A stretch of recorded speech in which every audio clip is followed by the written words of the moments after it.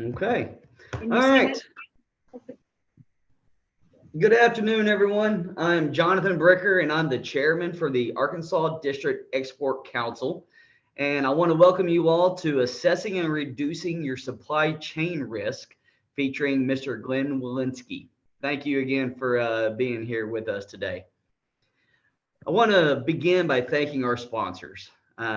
We are fortunate enough to have the sponsors of the Arkansas Economic Development Commission and Arkansas Manufacturing Solutions.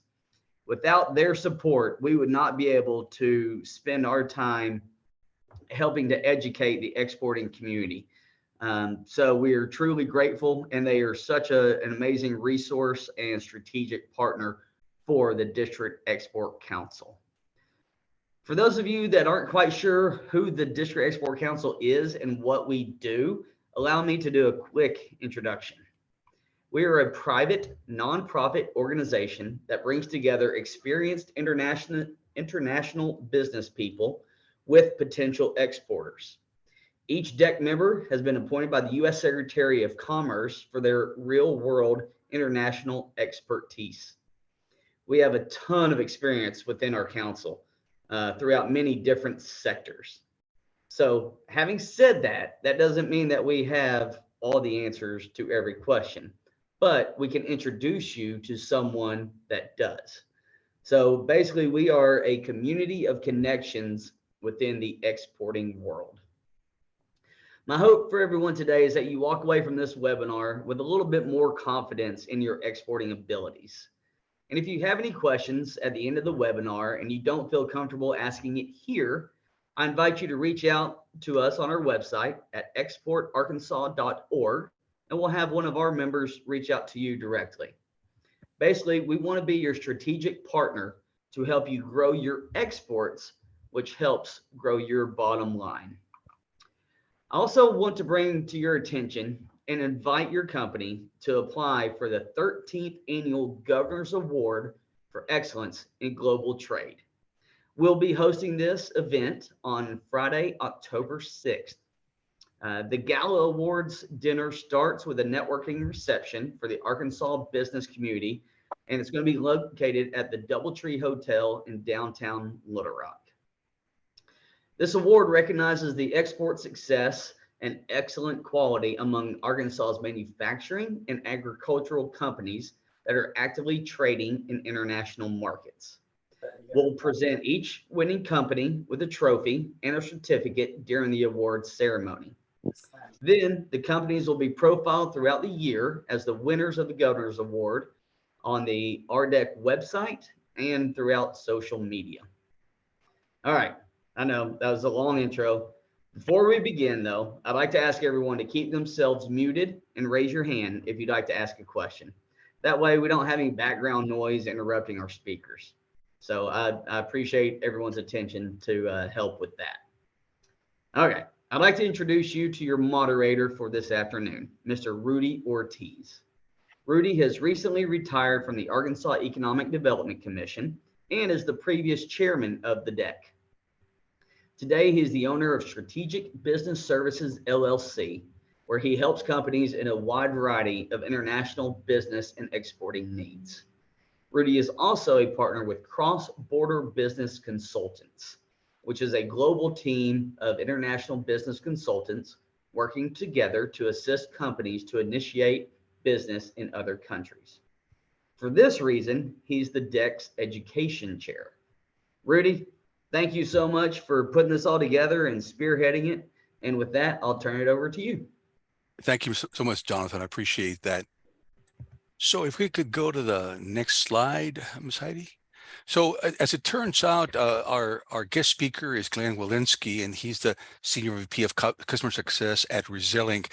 This is really a world-class company that is really the number one company in the space of monitoring supply chains and helping clients with their supply chain issues. And we're very, very happy to have Glenn be our one of our panelists today. And obviously he has a lot of experience in corporate America and has been a real asset to Resilink. I've been proud to be able to work with this company now for, I think, like the last 3 years, where they've helped us really kind of get a handle on what's going on worldwide in terms of supply chain issues. And so with that, Glenn, I will let you take it over. All right, thank you. And thank you everyone for joining. Rudy, thank you. And Jonathan, Heidi. This is going to be, an interactive session, hopefully a little bit. Rudy and I are going to talk through some information, but feel free, if you have a question, raise your hand. We'll be glad to, Heidi, I think you're going to moderate that piece, and we'll take those questions. So let's start. Right. And you can go ahead and, if you wish, put your question in the chat. If you want to do that, that's fine. And Heidi and I will monitor the chat as well. And we'll ask Glenn questions, or I will answer questions as appropriate. Thank you so much. All right. So, if we look at the agenda when it was sent out, I think the first thing we want to talk about is the current state. And the current state for us, we got reports out through the basically the end of the first half of 2023. And it's interesting to look at what's been going on. The number one event type, I think, is factory fire, as you can see. But we saw a year-over-year decrease, even though it's still the number one event type, the decrease of almost 20%. And why is that significant? If I go back to 2020 and look at the disruptions, factory fires were still a thing, but they weren't nearly as high up on the list. And we saw COVID, at least from what our estimation is, COVID caused a lot of this. You had less cleaning of the facilities. You had people not worrying about paper and things like that being around. Chemical coatings on ceilings weren't being cleaned as often. And so we had factory fires. Now, it's taken several years for them to start dropping. Last year, we had another record number. So seeing it drop a little bit this year is good. I think, Rudy, you called me a little earlier saying, one of the ones that you see in the top 10, you were wondering if it was right, is fines. Fines. And, yeah, if you look, fines are, the number is low, but the fact that it's up 100%, or, over 100% just in the year over year, I think that's going to play into some of the later slides we're going to talk about and the reasons. What's going on? Why is fines causing a disruption? What are the other disruptions? Now, this is worldwide data. So we're monitoring, sources all over the world for this data. And you can sort of look at it and say, okay, what's going on today in the world? And why are some of these things happening? And I, the factory fires, we kind of understood. The economic situation. Somebody's got their mic on. Patrick. ¿Qué tal? ¿Cómo está? Some people have their mics on. If you would turn off your mic, would really appreciate. Okay. Thank you. All right. My apologies, Glenn. ¿A qué horas? No. Okay. Go ahead, Glenn. All right, no problem. I mean, Rudy, from looking at the data yourself, what kind of questions you have about this data, or what kind of insights did you see? Because I think it's good to hear from others. One of the things that is interesting here. First of all, let me tell you that we're going to present lots and lots and lots of information. Don't bother taking notes. We're going to send everyone the slide deck so that you can utilize. I want you to kind of pay attention to what's being covered, because one of the chief issues and one of the things that we're trying to resolve here is you've heard the saying, you don't know what you don't know, and I think that you'll find that as you look at this data, you're going to say, wow, I was not aware that was going on, that was an issue. Maybe I should be paying attention to that issue, because I didn't know that it was such a significant issue. And so, once again, I think that's what you're going to find here, is that you're going to discover that there are things that were not on your radar Hopefully they will be after this webinar, and also understand that we're going to send you the entire slide deck so that you can take notes later on and go over it as a resource to you. But once again, I think the part that is interesting to me is the part about the factory fires going down. Now, I know for the longest time, factory fires were a really significant issue, and something that most people were not aware of. All of a sudden they couldn't get their stuff, and they come to find out that their factory that they get their parts from, that manufacture the parts, burned down, or even just a distributor, they would burn down, and all of a sudden you couldn't get your parts. And while it has gone down a little bit, that could be one of two things. First of all, it could just be an anomaly, but it could also be that people are paying more attention, that the insurance companies are forcing their insured clients to implement systems to make sure that they mitigate the insurance company's risk, right? And so I think that's one of the things that I kind of read out of this data. Yeah, it's interesting. One of the things that we've seen is, we all ask our suppliers for their business continuity plans, or we should be asking them, what are they going to do if there's a disruption? And I think a lot of times what we saw was suppliers had business continuity plans, but they've never tested them, right? They were plans that looked good on paper, but never tested. And then when the disruption happened, we saw that.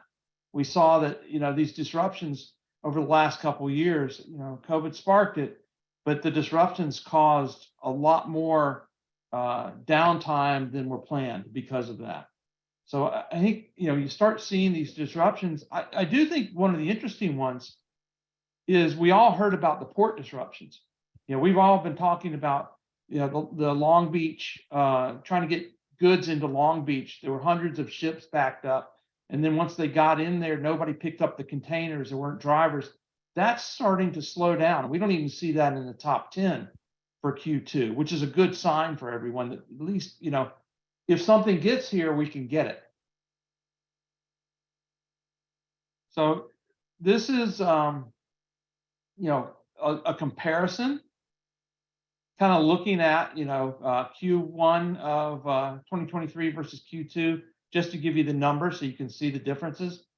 You can see factory fires is up over Q1, Q2, but it's down year over year. But it's still back in, if you look at the number, that's 1,600 roughly factory fires already in the first half of the year. While the number has gone down, in 2019, the number was less than 800 for the year.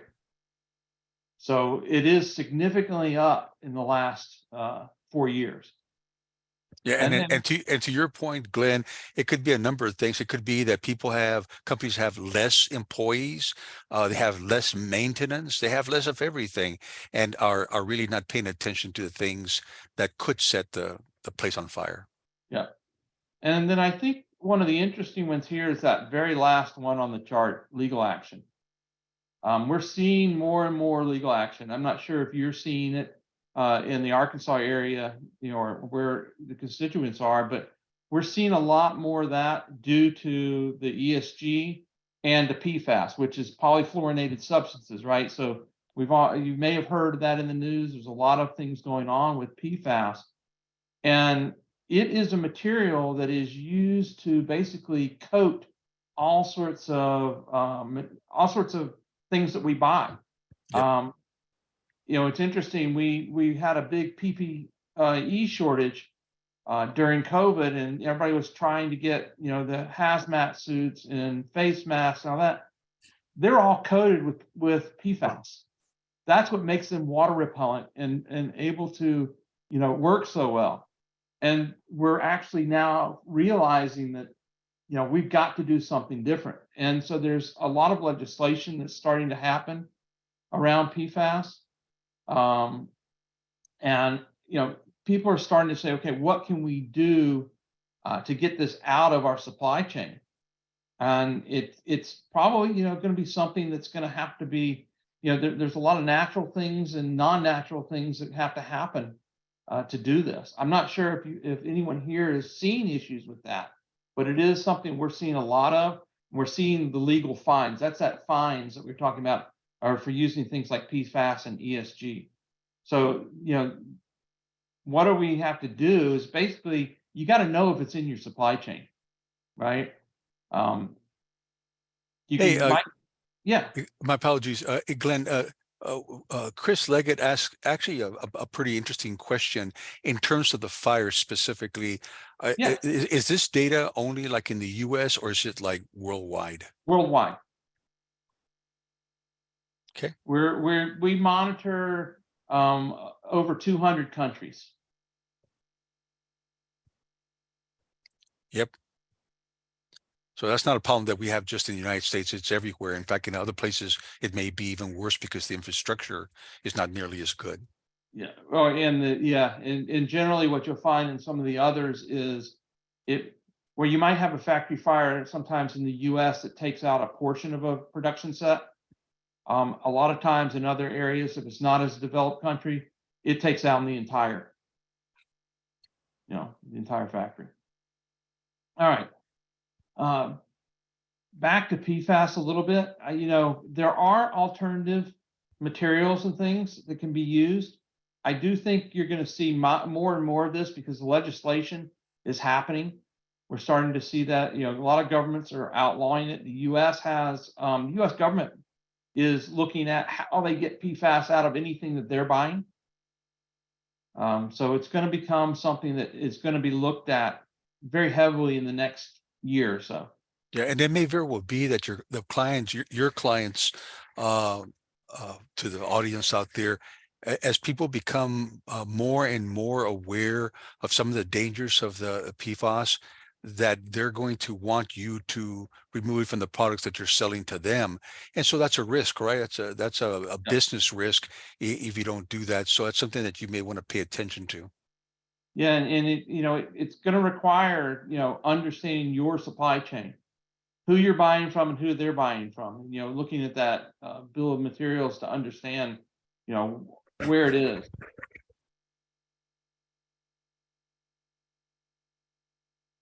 Another critical issue, I think we all hear about China and Taiwan, but there's a lot of data here. I think one of the biggest things is you probably know the U.S. Chips and Science Act is $52.7 billion that the CHIPS Act is going to invest for semiconductor here in the U.S. So there's a lot of our customers who are taking advantage of that. So a lot of companies that are looking at that. It's a large number. It's not easy, obviously, to move chip manufacturing, but it is being done. But if you think about the amount that has been done in Taiwan, right? There's so much of that manufacturing was there that if something happened in Taiwan and that was disrupted, it would be significant. So, and as you can see at the bottom, it takes 5 years to build a front-end site. So it's not something that can be, done immediately.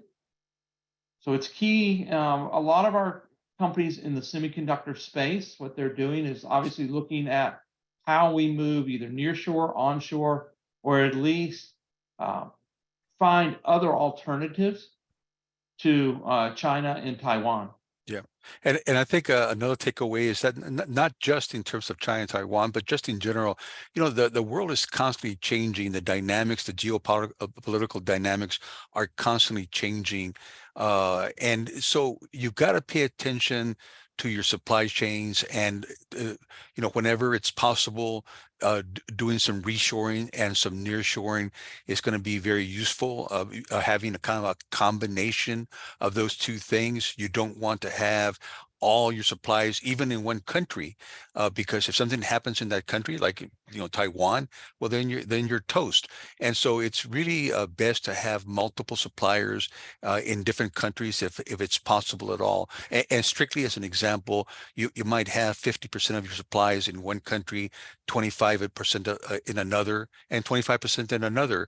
That way, if something happens in any one of those countries, you can just call the other ones, your other suppliers, and ask them to increase their output.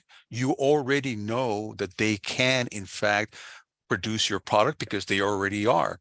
And it's just a matter of ramping up the productions. And so looking at those kind of strategies in order to mitigate your down risk is really, really important. And this one, you and I were kind of talking about, Rudy, the other day, and it goes to your point about ever-changing, rules and ever-changing economies, is things like commodities. Who would have thought the state of Myanmar, nobody's thought of them as a economic powerhouse. They are shutting down tin, right? The tin is expected to be impacted because the WA state's going to suspend all mining activities. Yeah, and and Glenn, and you probably know this, but tin is one of the metals that is used extensively to try to anodize and to create different kinds of steel alloys. It's used a lot in steel alloys, so it's an incredibly important commodity. Yeah, and so what you have, one of the speculations obviously is, look, they realize they've got a valuable commodity now. And they can put pressure on the world to raise prices, to do different things. So you see that there. You got cobalt in China, right? Now the interesting thing, you're supposed to hit a surplus next year, which would be great for some people and bad for others, right? It's great for the buyer, not good for the seller. And that's in the Congo. What do we have in Congo? Forced labor. And there are a lot of forced labor acts out there, right? So we've got the Uyghur Act here, or UFLPA, the Forced Labor Protection Act. You've got that in other countries too. And so all of these things add up. And I know it sounds like all doom and gloom, but it's not. But there are things going on. Here's another one. Namibia banned the export of all unprocessed lithium, right, as of June 8th. So cobalt, manganese, graphite, nickel, and other rare earth elements. Well, that's a huge, thing for the EV market, and we all hear about it. Everybody is looking. I'm not sure how many people here have electric cars, but we have lithium batteries though in everything, in our laptops, in our razor blades, in our can openers. Everything today has lithium-ion batteries, and so this can have a huge effect. So they're flexing their muscle on their economic status, and we see more of that happening. Yeah, and as a matter of fact, Glenn, I think the thing that people are not aware of, that in terms of electric vehicles, that's an item, that's a product that is actually at a much higher risk in terms of supply chain related issues than conventional gas cars, because there are it counts on so many different somewhat rare products like cobalt and manganese and things like that, that there is a much smaller amount of those kinds of commodity materials than there is of steel. So very, very sensitive to fluctuations in quantities and pricing of those commodities. Yeah, it's interesting because when you look at you mentioned EVs, it's not just EVs too. The entire auto industry, we've got a lot of those customers, and we've mapped down 5-tier deep into their supply chain for them, and they realize that they're not car companies anymore. They're actually electronics companies, because once you get past that first layer, you're dealing with electronics companies, the same ones that all the high-tech companies have been using for years. The ST Micros, Microns, all those. That's who's down in their supply chain now. So when we had the chip shortage, that's why the cars were. There's numerous stories of cars and trucks, Penske trucks and Ford and others, who had cars that were sitting there without computer chips They couldn't do anything with them. They had to sit on their lots until they Yeah, paperweights, that's all they were. Yep. And it was funny, I was talking to one of them and they were telling me that as things came in, they would start salvaging from one, a car out there was missing one piece to put it into another one to get it going. Then they forgot what they were doing and they had, basically had a junkyard full of cars because they couldn't use parts in them. They couldn't figure out what was missing. So it was interesting, that last couple of years in that industry.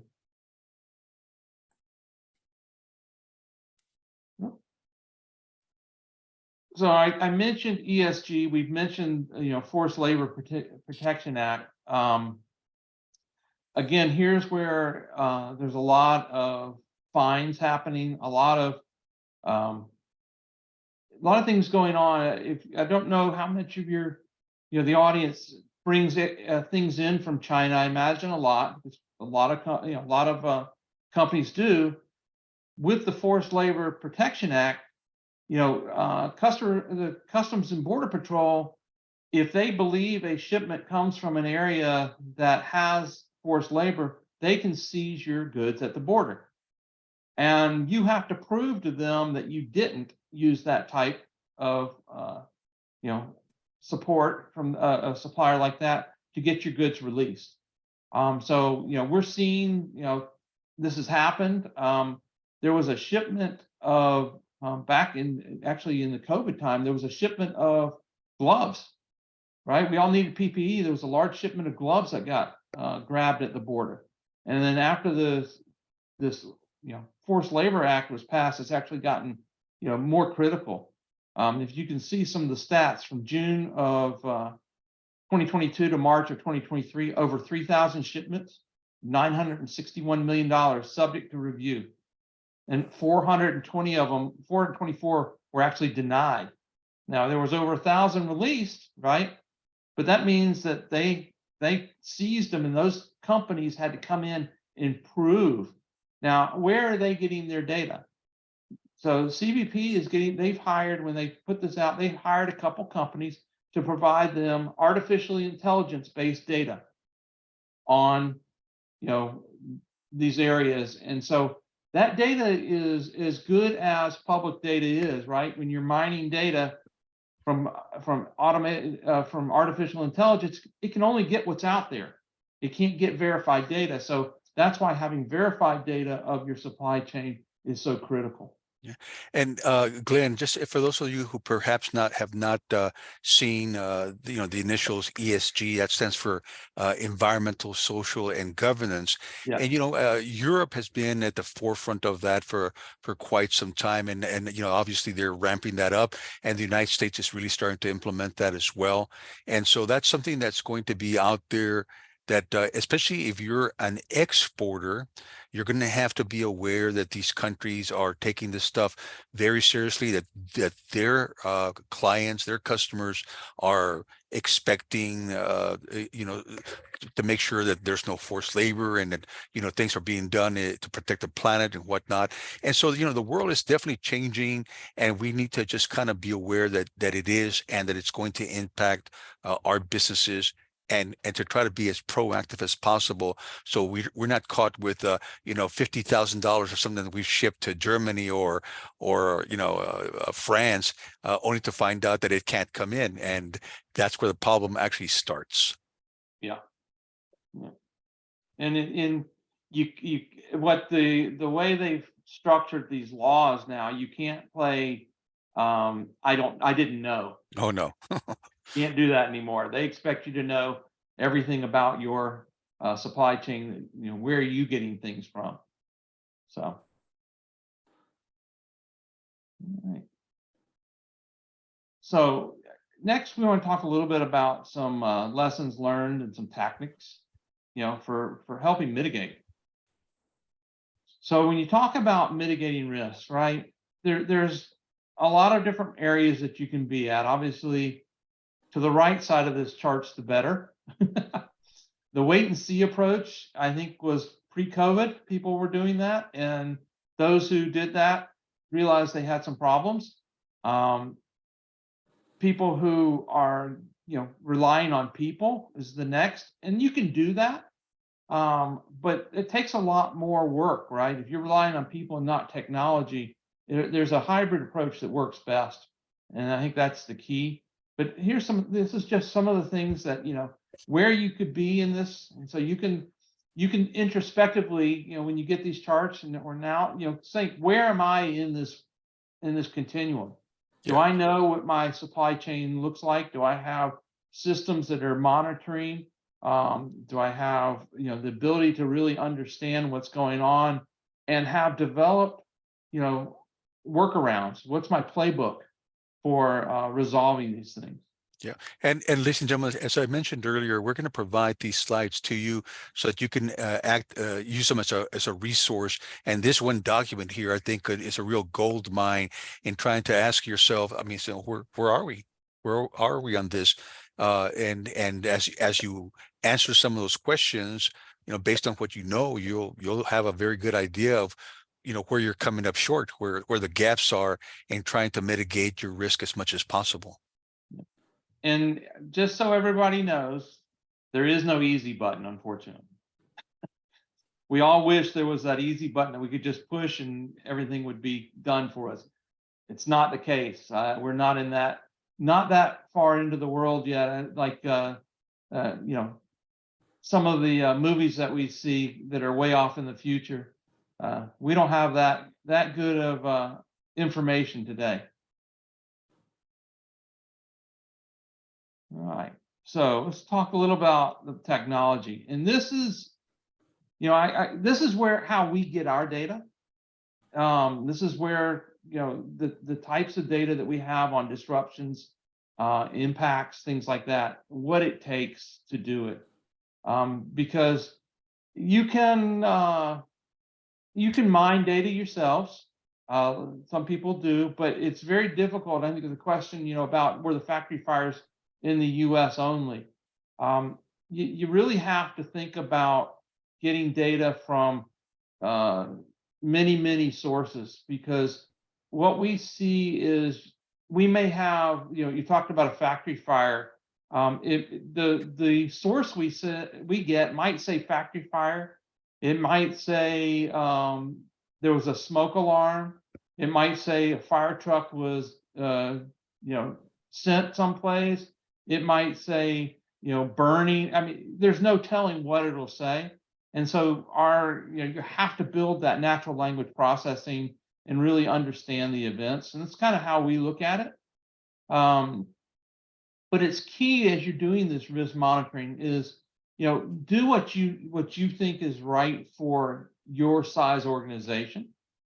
Think about it, but definitely think about how you do it. There are people who do Google alerts because you can get some information that way.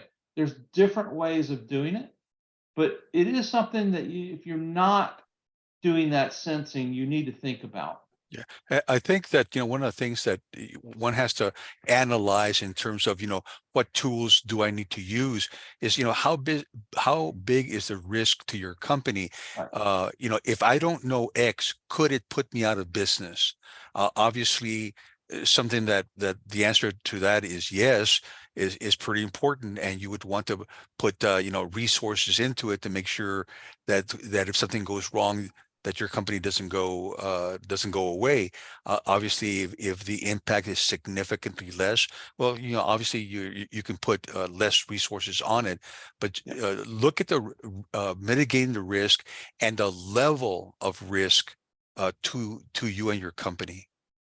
Yeah, it's interesting. Our company was founded. Our founder worked at Cisco. She worked at Flextronics and Cisco, but she was at Cisco, and there was a typhoon, and they didn't find out till 6 weeks later that some sub-tier site that they didn't know about was wiped out, and it impacted their supply chain. And so they went to their CBI insurance company and said, "Hey, we've got $11 million of CBI insurance we're paying for. We want to put a claim in," and it was denied because it was a sub tier that they didn't know about. They weren't named. They didn't have any information on them, and so they were like, "Well, that seems odd. What do we do?" And that's when this whole idea of how do you really start investigating your supply chain and learning about it and learning where, a part that you have is being manufactured 2, 3, 4 tiers down, so that now you can name that site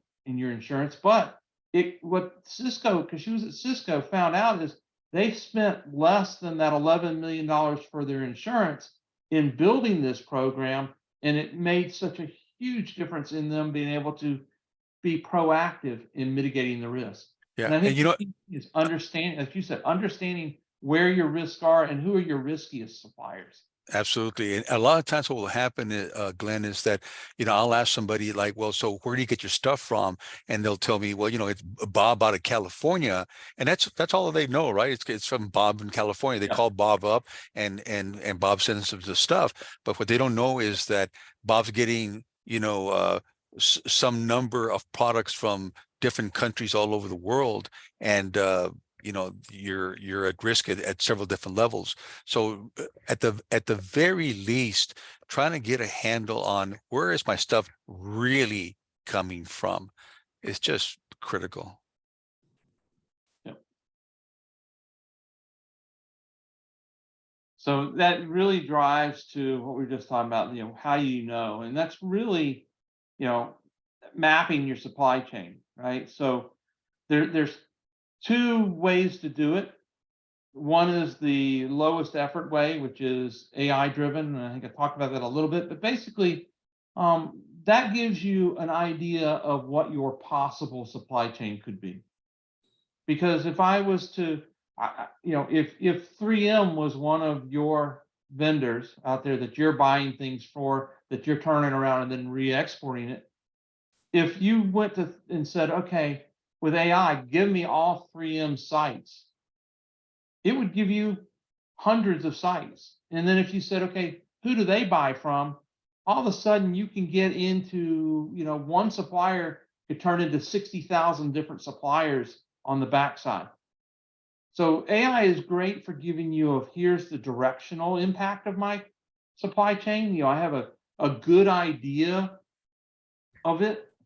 But then you have to get into what we call contextualized or validated mapping. And this is where you're actually going to your suppliers and saying, okay, tell me, I'm buying this part XYZ from you.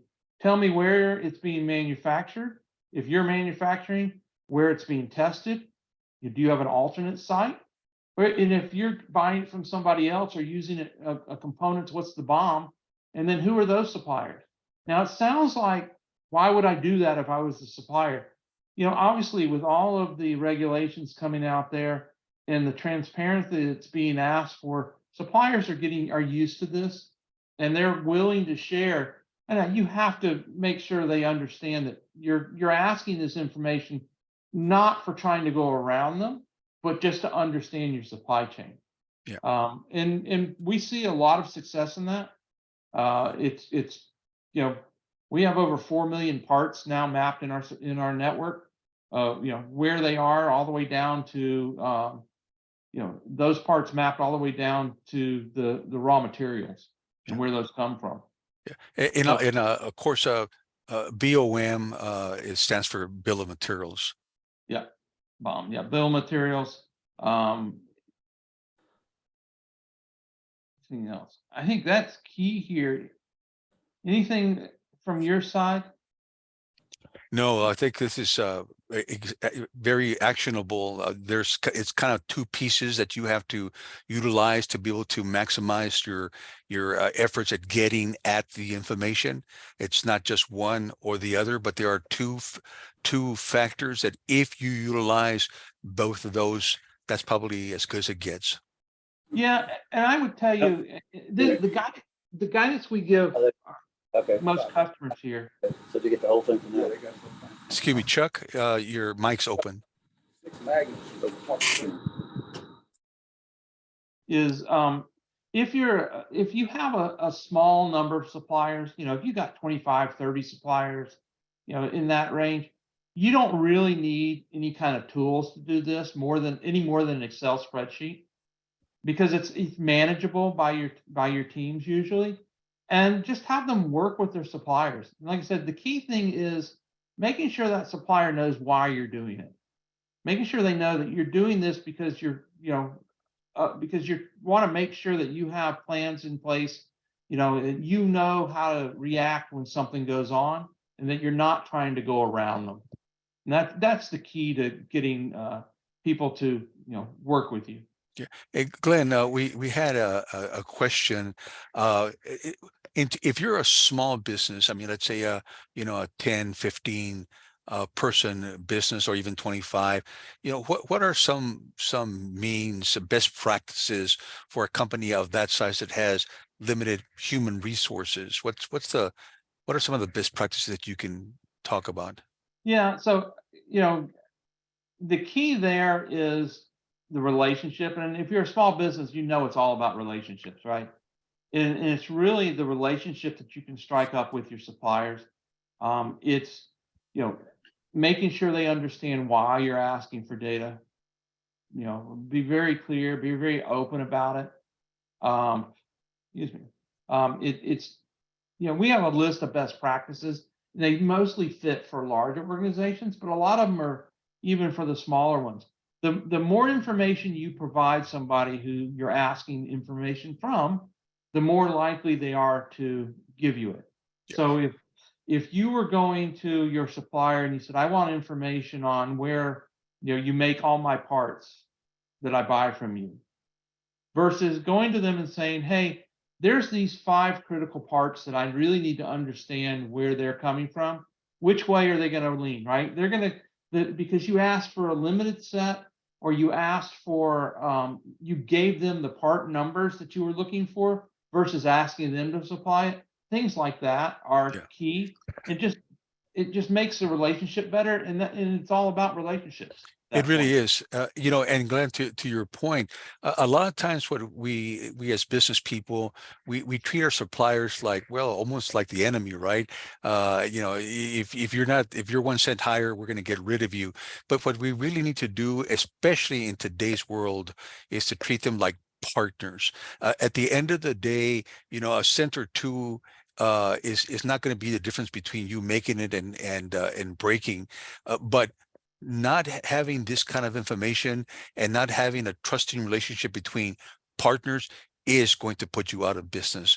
And so I very strongly urge that you change your mindset and talk to these people, develop a relationship, help them understand that you guys are partners and that you're not going to get rid of them, that you're just trying to mitigate your risk and asking for their help to do so. Yeah, we see a lot of our customers will do things like, look, they go to their supplier, the partner, and they say, look, give me this data and I promise to order more from you, right? You become my key supplier because you're providing transparency. Those who aren't providing transparency are getting less of my business. So now it becomes a win for them. Absolutely.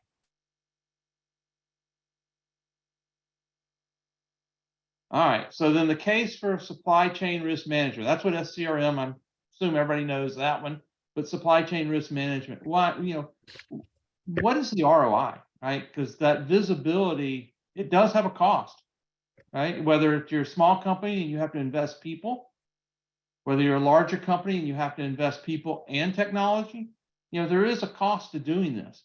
As I said, there's no easy button, but it also has a very, very high ROI. These are some of the things we've seen out there in the industry. If you didn't take action, right, and all of a sudden you had, look at this first one. Ericsson had a $400 million revenue hit because they didn't take action that they should have. Right? What's the cost of making the wrong decision? What's the cost of making the right decision slowly? So the cost of delay.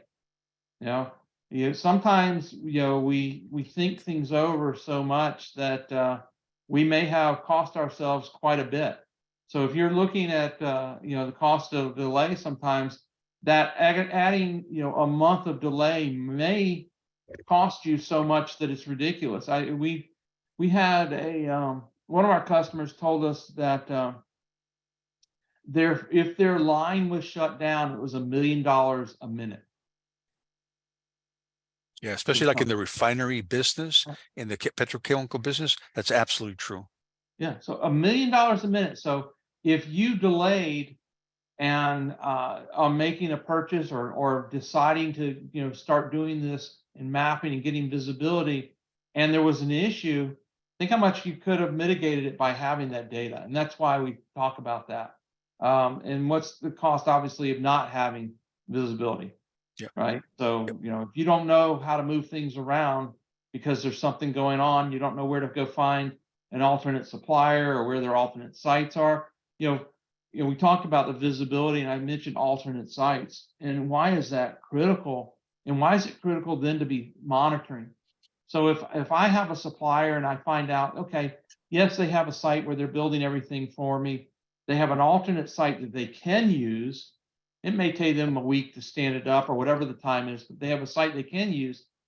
If I don't find out about a disruption until 6 weeks later, I guarantee their capacity of that alternate site has already been allocated to other customers of theirs who knew about it, who have that sensing and reached out to them. So you may not get the capacity even if they have that alternate site. Yeah, and sometimes what I see, Glenn, is that a company will make a decision to have only one company, even though there may be multiple possible suppliers.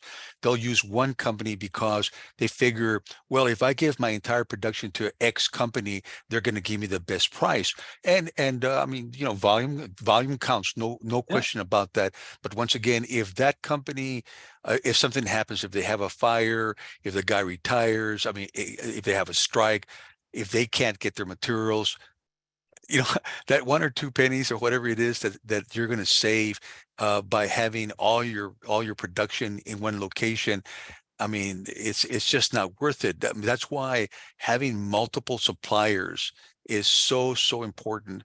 Even though you're probably not going to get as good a price, you're trying to combat the possibility of you're going out of business because you weren't able to get your supplies, versus paying just a little bit more and being able to switch from one supplier to the other, asking them to increase their capacity on your behalf if one of the other suppliers that you normally use goes down.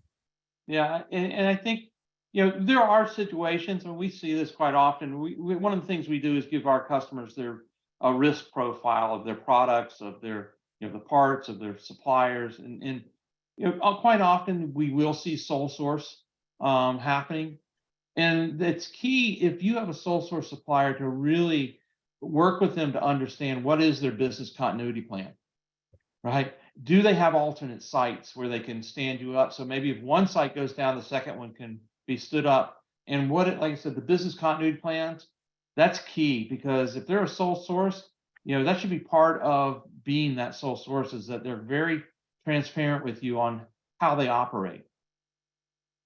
Yeah. This is another point of, hopefully, highlighting for you that, if you hadn't thought about that, we're putting it on your radar. It's something that a circumstance under which it requires having a single source, requires even more transparency than otherwise. Yeah. The other piece of this ROI for having that, supply chain risk management program built is, looking at, there are costs for risk, right? How much inventory do you need? Do you have to overstock because you're afraid that something's going to happen? So you're carrying inventory. People working, how much do you pay for unexpected costs? One of the big things we saw with COVID is people having to pay for expedited freight, right? So things started shipping on the airlines that used to be container ship. And so all that capacity started to be used up real quick. Plus the airlines had to reduce flights, and that really caused some shortages. So, you got to look at that and really understand your risk because of things like that. There's some obviously financial benefits of reducing it. That expediting freight can cost quite a bit. Not having as much inventory, things like that. And insurance benefits. there are insurance benefits of having visibility. As I mentioned, the CBI insurance, sort of was the spark that started our company really with India. We work with our companies yearly on their CBI insurance because we're giving them visibility into named sites, multiple tiers down. So it may not be their supplier, but it's their supplier, and we know who that named site is. They can put that in their insurance, which gives you better coverage at a less price. So it can have some real benefits having visibility. Yeah, at the end of the day, I think it's about assessing what is the cost of failure. Yeah. Your company failing if it can't get some key component. Yep. Are you going to be lines down because of a capacitor, which is a simple little thing, right? We've seen it happen in the industry quite often. Yep. So if you look at that mapping and what it takes, there are obviously the more effort, the higher the value. And that's kind of what this kind of shows you. So if you start thinking about doing these things, whether you do it with a company like ours or whether you do it on your own, which you can, it's really understanding. Well, the AI mapping you probably can't do on your own, but you really have to look at what is the benefit, what's my risk, how deep do I need to know? Do I need to know all parts and sub tiers and site business continuity plans? If so, it's going to take you more. You're going to have a lot more value, but it's going to take more time and more effort. So start at the lower end and start asking your suppliers just about their sites, right? Who are all your direct supplier sites? And then the next time you meet with them, you talk about, oh, who are your sub tiers? Who are you buying from? Right? And then you can start finding out which of your parts go to those. And so you can get value over time, and as the effort goes up, the value goes up. Now, this whole thing about reactive, aware, proactive, integrated, resilient, we actually use a multi-tier maturity model to rank our customers. We help them with their program. And that's really, most people start at being reactive, obviously, and that's just the continuum going up to resilient. So that's what that is. And with that, I am done with the slides. So if there are any questions, I'd love to open it up for more questions if there are any. Let me check to see here. What do you think here? Oh, okay. I just have a comment from Luis, my partner in Portugal, that some of the takeaways, some of the key takeaways was you have to assess your situation, you have to diversify to try to mitigate your risk and increase your chances of success and quite frankly, survival. Yes. I think, that is key, Louise. I think the key thing, there, visibility is what's going to allow you to do it. Yeah, and Lloyd Brooks said supplier visits is critical. Yeah, if you can do it, obviously that works at your first tier. It's that second and third tier, which is where you don't have a direct relationship. Right. Yeah, and so hopefully the information that we provide to you, and once again, we'll be sending the slides to you. Use it as a resource. Look at the slides. We know that there was lots and lots of information, and you couldn't grasp the whole thing in one whack. But look at that stuff and see, where am I at? Ask yourself the question: where am I at in terms of these issues, these questions, and start formulating a plan to try to mitigate as much of a risk as possible. And here at Arkansas District Export Council, we're here to help you in any way we can. We have wonderful partners like Resilient and others that will, come on board if we need them to answer questions on that you might have out there. So feel free to contact us. I think that Ms. Heidi is going to have a slide kind of at the end that has our contact information.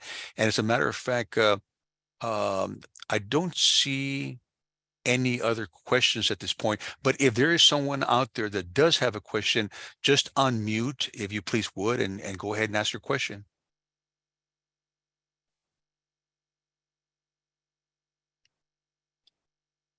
Okay, I'm not seeing anyone at this point. Well, very good. Heidi, if you'll go ahead and move on to our slides, the finishing slides, would really appreciate that. Okay, so there is Glenn's contact information, both Yep. his email and his phone number. He'll be very happy to answer any questions that you have. You have the District Export Council website where you can get lots of information. And also we have several of the webinars that we've put on in the past on behalf of the Arkansas Economic Development Commission and the Arkansas Manufacturing Solutions Department. You see my, can you go ahead and go back just for a second, Ms. Heidi? You see my email address, as well as Jonathan, who's the chair, and Heidi, our wizard behind the curtain, so to speak. If you need to contact us, any one of us, feel free to be able to do so. And Heidi, if you'll give us that last slide. Oh, and do. That went blank. Okay. Okay. So would you like to look at either one of these? We don't have these quite up yet, but we will have them up shortly, especially the one on September 13th that will be up and go live. But if you will follow this page on Eventbrite, you will get notified and you can be one of the first to sign up.